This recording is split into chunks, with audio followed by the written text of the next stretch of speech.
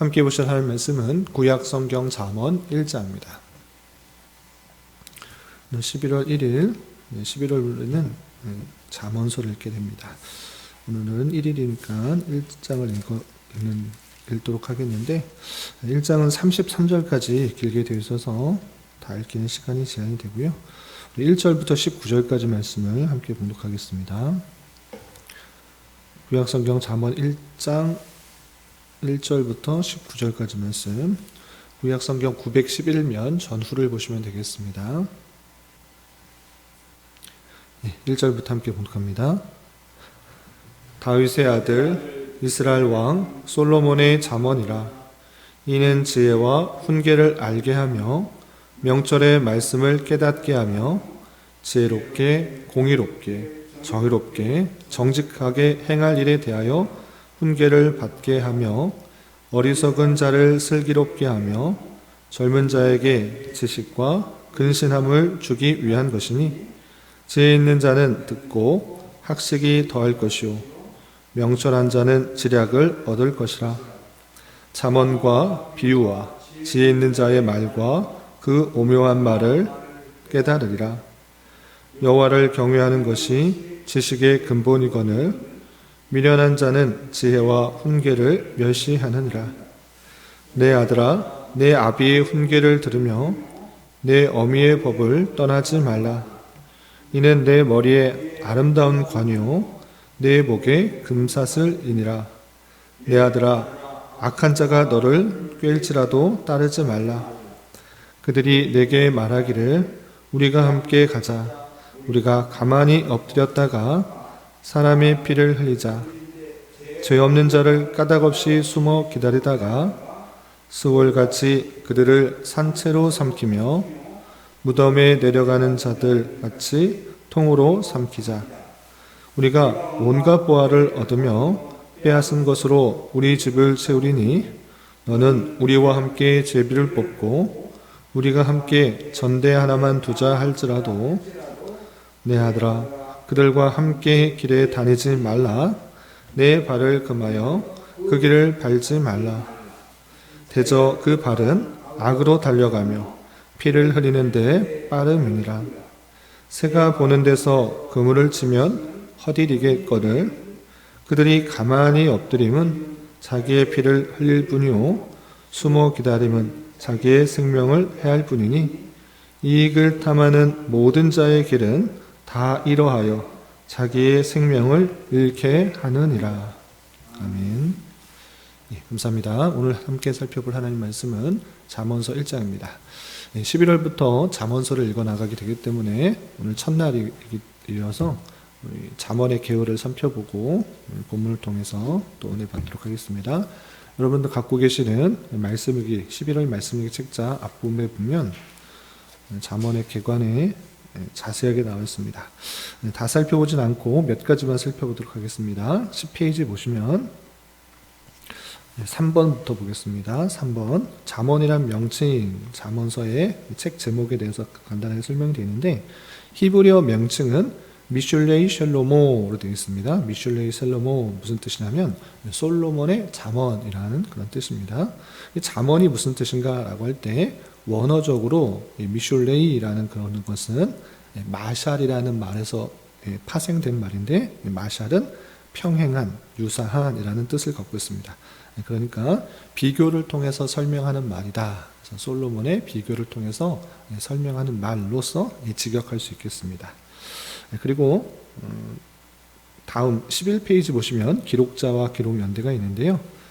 기록자가 누구인가 라고 할 때 여러 사람들의 자본이 기록되어 있는데 대부분은 솔로몬이 기록했다라는 것들로 써 있습니다. 그래서 솔로몬의 잠언이다 라는 표현이 구체적으로 드러나는 것이 3번이 등장하고 있습니다. 나머지 또 르무엘이라는 사람이 나오는데 르무엘이 솔로몬이라는 사람이 있고 또 그렇지 않은 다른 왕이다 라고 주장하는 사람이 있는데 어쨌든 솔로몬이 기록한 것이 대부분이고 아굴의 잠언도 있고요. 또 르무엘의 왕의 잠언 이런 것들이 포함되어 있다 생각하시면 되겠습니다.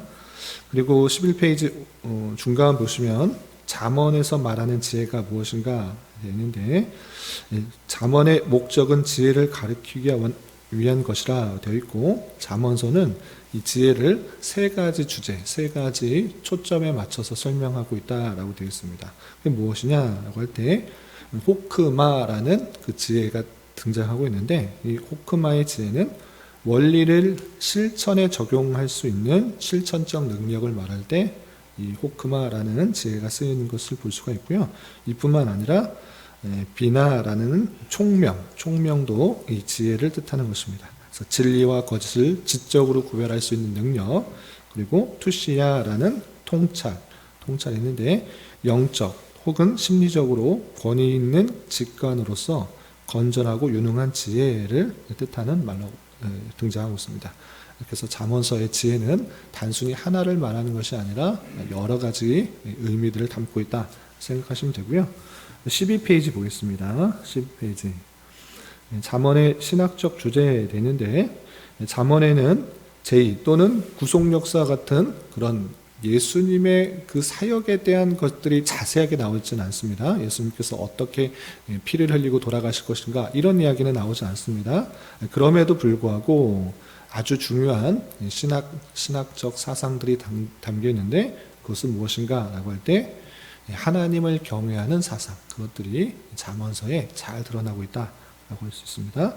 그리고 예수님께서 이 땅에 오셔서 십자가에 달려 돌아가셔서 우리의 죄를 속하는 그런 이야기, 제의적이고 구속사적 이야기는 담겨 있지 않지만 잠언서의 아주 큰 주제라고 할 수 있는 그 지혜, 여호와를 경외하는 것이 지혜의 근본이고 지식의 근본이다라고 하고 있는데, 이 잠언서의 지혜를 그냥 세상 살아가는 데 있어서 아주 유용한 또는 선과 악을 구별하는 정도의 지혜로 그치지 않고 인격적으로 또 인격화하여서 표현하고 있다는 것을 살펴볼 수 있습니다. 그래서 잠언서의 지혜는 인격화되어 하나님의 역동적인 말씀으로 행동하고 있는 그 모습을 볼 수 있는데, 특별히 그 지혜를 창조와 연결하고 있고, 또 8장에서는 이것이 정말 인격적이고 인간적인 그런 인격화하는 그런 모습으로 확장되고 있는 그 모습을 볼 수 있습니다. 그래서 이것을 단순히 이 세상을 살아가는 좋은 그런 경험, 지식 이것에 그치는 것이 아니라 예수 그리스도까지 생각해야 된다는 것들을 표현해 주고 있습니다. 실제로 신약에서는 예수 그리스도께서 그 지혜이시고 선지하신 그리스도로서 로고스라는 것들이 분명히 표현됐기 때문에 이 지혜를 단순히 그냥 우리가 세상 살아가는 데 있어서 필요한 좋은 생각들 이것에 그치는 것이 아니라 참된 지혜이신 예수 그리스도까지 함께 생각해야 된다라는 것들을 참고해서 읽으시면 되겠습니다. 나머지 내용적 부분도 있고 여러 가지 내용들이 있는데 나중에 시간 되실 때 참조해 주시기 바랍니다. 다시 본문으로 돌아오도록 하겠습니다. 잠언서 1장 보시면 1장 1절부터 6절까지는 표제가 나와 있고 1장 1절에 누구의 잠언인가? 다윗의 아들 솔로몬의 잠언이다라고 표제가 되어 있고요. 그리고 2절부터 6절까지는 이 잠언의 목적에 대해서 잘 표현되고 있습니다. 그래서 잠언의 목적, 이 솔로몬이 남겨놓은 그 잠언의 목적이 무엇인가라고 할 때 2절 지혜와 훈계를 알게 하며 명철의 말씀을 깨닫게 하며 지혜롭게 공의롭게 정의롭게 정직하게 행할 일에 대하여 훈계를 받게 하는 것이다 라고 표현하고 있습니다. 뿐만 아니라 어리석은 자를 슬기롭게 하며 젊은 자에게 지식과 근신함을 주기 위한 것이니 지혜 있는 자는 듣고 학식이 더할 것이요 명철한 자는 지략을 얻을 것이다. 잠언과 비유와 지혜 있는 자의 말과 그 오묘한 말을 깨달으리라 라고 하면서 이 잠언을 읽게 되면 어떤 유익들이 있는지 그것을 잘 설명하고 있습니다. 이렇게 지식 있는 자도 이 잠언을 읽고 또 비유의 말을 읽고 또 지혜 있는 자의 말을 듣고 더욱더 명철하고 또 어떠한 삶을 살아가야 되는지 또 이 땅에서 또 공의롭게 정의롭게 정직하게 행할 수 있는 그런 귀한 말이 담겨 있다라는 것들을 먼저 서두에 알려주고 그렇게 하기 위해서는 다음과 같은 말을 잘 들어야 된다라고 표현하고 있습니다. 그리고 나서 가장 먼저 나오는 잠언이 무엇인가? 이것은 잠언서 전체의 주제라고 할 수 있는 그 내용인 것입니다. 1장 7절 보시면 여호와를 경외하는 것이 지식의 근본이거늘 미련한 자는 지혜와 훈계를 멸시한다. 이렇게 씁니다. 그래서 다음과 같은 것이 지혜와 지식을 가지고 이 땅에서 정의롭고 공의롭게 올바르게 살아갈 수 있는 그런 내용들인데 가장 먼저 강조하는 것이 무슨 다름 아니라 여호와를 경외하는 것, 그것이 지식의 근본이다 라고 표현하고 있습니다. 여호와를 경외하는 것들이 어떻게 지식의 근본입니까? 세상의 다양한 지식들, 많은 사실들을 배우고 익히는 것이 그것이 지식의 근본, 그것이 기초지 어떻게 하나님을 경외하는 것이 지식의 근본이 될 수 있습니까?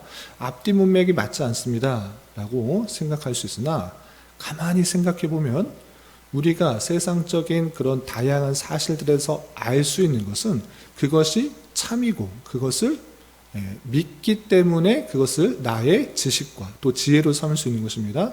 그것이 틀린 것이라고 하면 상대방의 또는 어떤 사실에 대해서 믿지 않고 옳지 않는 것이라고 하면 참된 지식이 될 수 없습니다. 어떤 사람, 어떤 스승의 그 말이 참으로 받아들여서 그것을 사실로 믿을 수 있다는 것은 가장 먼저 무엇이 전제되어 있냐고 하면 그 사람에 대한 신뢰가 있는 것입니다. 그 사람들에 대한 존경이 있고 그 사람의 말이 사실이다라는 그런 확신이 있는 것입니다. 그렇기 때문에 그 사람의 말을 사실로 받고 지식으로 받아들일 수 있는 것입니다. 그런 것이 전제되어 있지 않다고 하면 아무도 그것을 사실로 받아들이지 않고 지식으로 쌓을 수가 없는 것입니다. 그렇기 때문에 여호와를 경외하는 것이 모든 지식의 근본이다 라고 표현하고 있는 것입니다. 그렇기 때문에 세상 사람들의 지식도 마찬가지로 그 사람들의 신뢰가 있고 그 사람에 대한 믿음이 있다고 하면 그것을 통해서 지식을 얻을 수 있다고 하면 우리가 얻을 수 있는 그 모든 지식의 근본이 무엇인가? 기초가 무엇이 되어야 되는가? 하나님만이 참으로 진실이 되고 그 여호와께서 우리의 신뢰의 대상이다라는 것들을 깨닫게 되는 것입니다.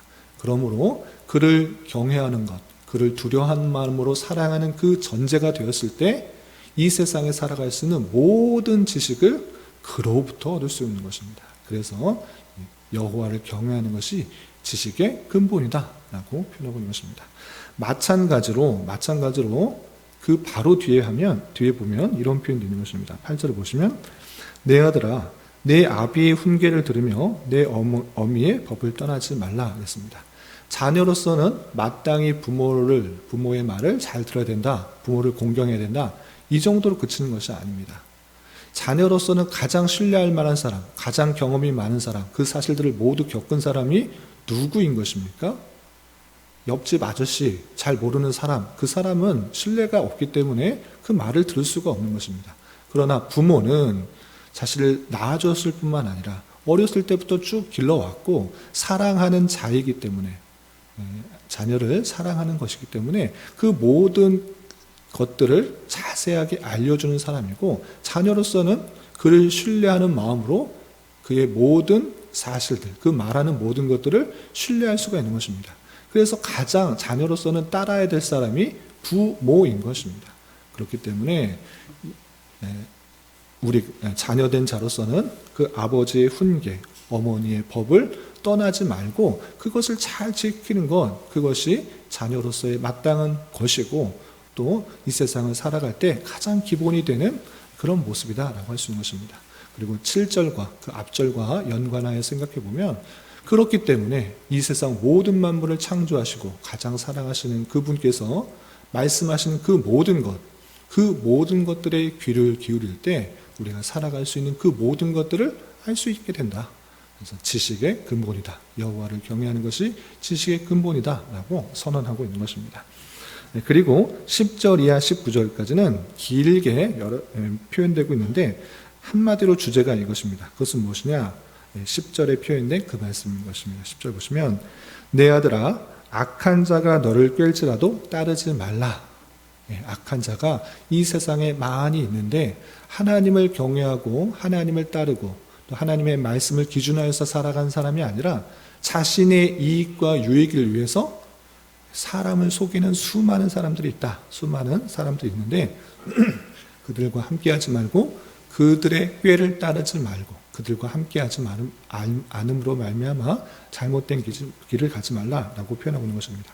몇몇 구절만 보시면 11절 12절 그들이 내게 말하기를 우리와 함께 가자. 우리가 가만히 엎드렸다가 사람의 피를 흘리자. 죄 없는 자를 까닭없이 숨어 기다리다가 수울같이 그들을 산채로 삼키며 무덤에 내려가는 자들같이 통으로 삼키자. 이렇게 말한 것입니다.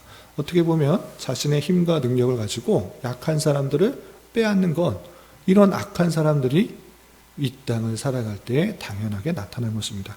그런 악한 사람들, 계속해서 나의 욕심을 이끌어서 꿰는 사람들이 나타나는데 어떻게 되는가? 보시면 15절 좀 건너뛰어서 내 아들아 그들과 함께 길에 다니지 말라. 내 발을 금하여 그 길을 밟지 말라라고 하면서 그런 악한 사람들이 여전히 존재할 텐데 그런 것 같이 다니지 말고 행하지 말라라고 표현하고 있습니다. 그리고 건너뛰어서 18절 19절 보면 이렇게 되어 있습니다. 그들이 가만히 엎드림은 자기의 피를 흘릴 뿐이요 숨어 기다림은 자기의 생명을 해할 뿐이니 이익을 탐하는 모든 자의 길은 다 이러하여 자기의 생명을 잃게 하느니라 라고 표현하고 있습니다. 그들이 악한 마음을 가지고 약한 사람들 또 힘없는 사람들 착취하거나 꿰거나 다양한 방법으로 이득을 취하려고 하지만 그 잠시의 생각들, 잠시의 욕심들, 잠시의 악한 마음으로 그렇게 해놓은 것은 오히려 자기를 해할 뿐이다. 그 결국은 심판인 줄 알아 그를 따라가지 말라라고 표현하고 있습니다. 그리고 그들의 목적이 무엇인가를 19절에 잘 밝히고 있습니다. 19절 보시면 이익을 탐하는 모든 자의 길은 다 이러하여 라고 표현했습니다. 자신의 이익을 위하여 행하는 그 모든 자들은 당연하게 이익을 더 얻기 위해서 좀 더 편한 방법, 자기의 유익만을 위한 방법을 행하게 된다. 그렇게 되면 불법을 행하고 악한 사람들에게 연약한 사람들의 불의를 통하여서 자기 이익을 취하는 그런 모습들이 있다. 그러므로 이익을 위하여 탐하는 모든 자의 행동이 자기의 생명을 해야 한다라는 것을 통해서 우리가 행해야 될 그 목적은 내 자신만의 유익과 내 자신만의 기쁨을 위한 것이 아니어야 된다라는 것들을 생각해 보게 됩니다. 악한 자의 그 모든 것들은 자신만의 유익, 자신만의 기쁨이고 그렇게 되기 위해서는 남의 유익과 남의 기쁨과 남의 그런 잘 되는 것을 보지 못하는 것입니다. 그런 자의 심판이 어떠한 줄 알아?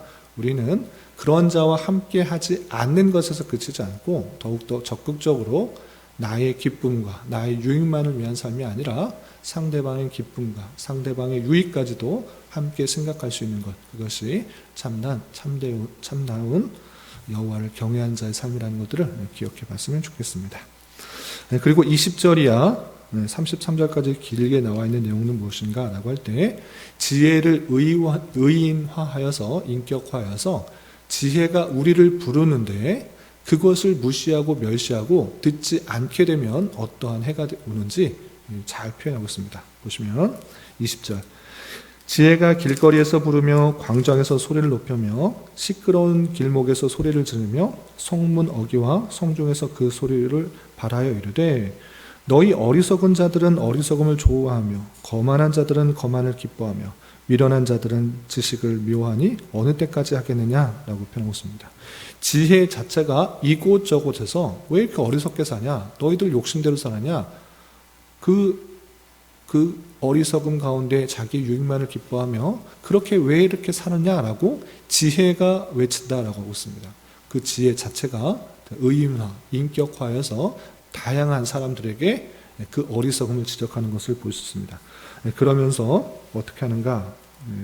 좀 건너뛰어서 28절 보시면 28절 29절 그때 너희가 나를 부르리라 그래도 내가 대답하지 아니하겠고 부지런히 나를 찾으라 그래도 나를 만나지 못하리니 대저 너희가 지식을 미워하며 여호와 경외를 즐겨하지 아니하며 나의 교훈을 받지도 아니하고 나의 모든 책망을 없이 여겼음이라 라고 표현하고 있습니다. 지혜를 내가 계속적으로 이곳저곳에서 왜 찾지 않느냐? 너희 어리석은 가운데 왜 이렇게 살아가느냐? 이렇게 계속적으로 알려줬음에도 그들의 반응은 무엇이냐? 그것을 듣지 못하고 자기 유익과 기쁨과 만족만을 위해서 살아가는 것입니다. 그런데 하나님께서 재앙을 내리시고 하나님께서 두려움을 임하게 한다라는 것입니다. 그러자 그들의 반응이 왜 내가 주님 지혜를 찾았는데 당신은 나타나지 않았고 만나지 못했습니까? 그것을 온전히 살 것을 찾지 못했습니까? 이렇게 말하는 것입니다. 그럴 때 너희가 지식을 미워하며 여호와를 경외하기를 즐거워하지 아니하였고 나의 교훈을 받지 아니하였고 나의 모든 책망을 없이 여겼기 때문에 그러한 심판을 받은 것이다. 이렇게 표현하고 있는 것입니다. 그 지혜가 계속적으로 올바르게 살아가도록 다양하게 나타나고 있으나 그 지혜의 말을 우습게 여기고 경히 여기게 되어서 하나님의 재앙과 심판을 받게 되어서 그렇게 될 것이다. 너희가 참된 지식을 미워하고 여호와 경외하는 것을 무시했기 때문에 그런 심판의 재앙들을 당하게 된 것이다. 이렇게 표현하고 있는 것입니다. 그러면서 31절 그러므로 자기 행위의 열매를 먹으며 자기 꾀에 배부리라. 어리석은 자의 퇴보는 자기를 죽이며 미련한 자의 안일은 자기를 멸망시키려니와. 그리고 이렇게 어리석게 행하지 말고 어떻게 되는가?